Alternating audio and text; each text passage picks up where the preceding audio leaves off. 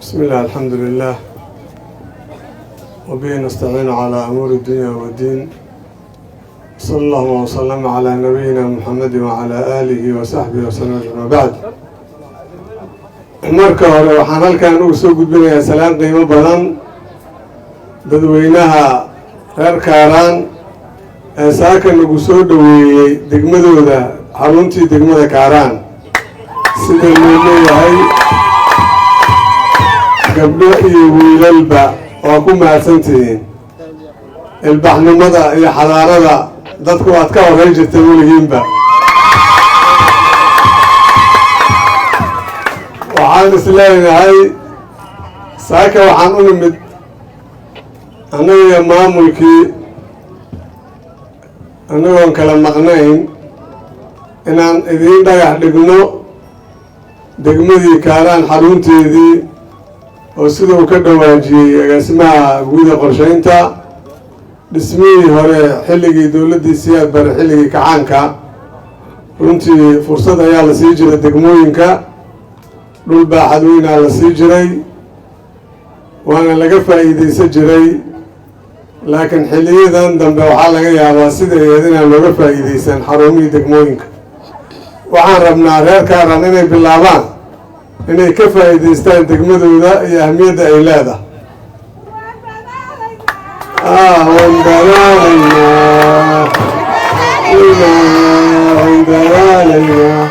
dalka waa dhisaynaa daafacaynaa dalka waa dhisaynaa daafacaynaa dib u laabanayno na doonay dib u laabanayno horomarka doonay dib u laabanayno horumarka doonay waa mahadsantihiin.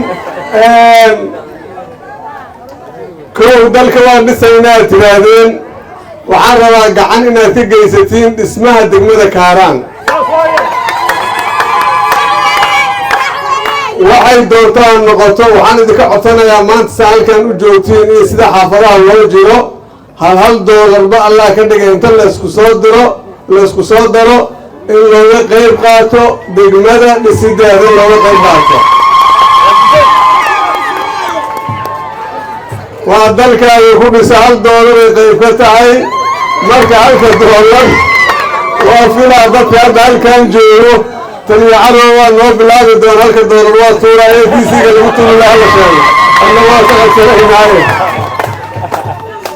marka halkaas $1 aan ku darno $100 ha noqoto $50 ha noqoto $1,000 ha noqoto $10,000 ha noqoto $50,000 ha noqoto $100,000 ha noqoto waxaan rabnaa inaan ku darsanno degmada Kaaraan ma laga ballan qaada halkaas $1 APC-ga laga rabaa uu soo tuuraya inuu abshir diyaariyo. intaas waa ku mahadsantihiin.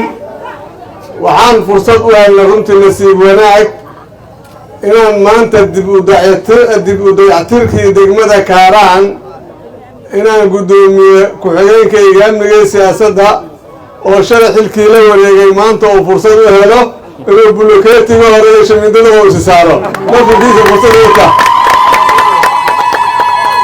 degmada uu saarana waa degmada Kaaraan u dhacaw ka degan yahay. waa mahadsantihiin mar labaad iyo mar saddexaad sidaad u dadaalaysiin sidaad isugu soo leexateen waa ku mahadsantihiin. waxaan rajaynaynaa haddii ilaa yidhaahdo annagana waxaa naga go-an inaan adeegyadii bulshada keenno haddii degmada xarunteeda ay dhammaato degmadana qaybtayna annagana aan ka qaadanno si aan u wada jir aan ugu wada shaqayno dalkayna iyo dadkayna iyo diintayna aan u wada shaqayno. marka waxaan rabaa haddii ilaa yidhaahdo inaan kelmadayda meeshaasaan ku soo koobo howl badanaan loo taallo soo dhowaada mar labaad iyo mar saddexaad waxaan rajaynaynaa saan u dhagax dhigna inay shaqadu bilaabato una socoto insha allahu. waana mahadsantihiin wasalaamu calaykum waraxmatullahi wabarakaatu.